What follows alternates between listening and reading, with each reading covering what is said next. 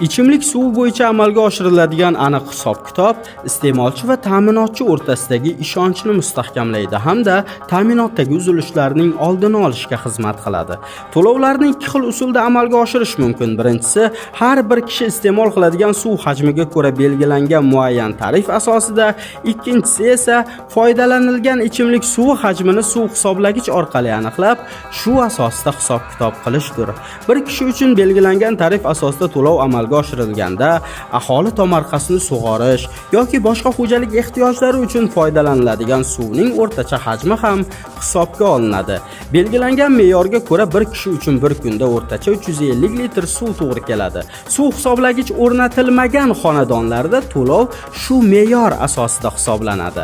Masalan, 5 kishidan iborat oila uchun hisob-kitob qilib ko'ramiz.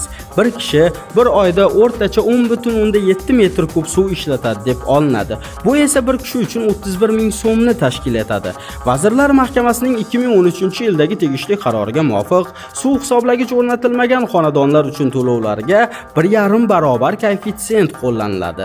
Natijada bir kishi uchun to'lov 46,501 so'mni tashkil etadi. Demak, 5 kishidan iborat oila uchun ichimlik suvi to'lovi o'rtacha 232,505 so'mni tashkil qiladi. Yozgi mavsumda tomorqa sug'orish uchun ishlatiladigan suvlar ham qo'shilishi mumkin. Endi suv hisoblagich o'rnatilganda qancha mablag' tejalishini ko'rib chiqamiz. Agar 5 kishilik oila bir oyda o'rtacha 15 metr kub suv ishlatsa, to'lov atiga 43680 so'mni tashkil etadi.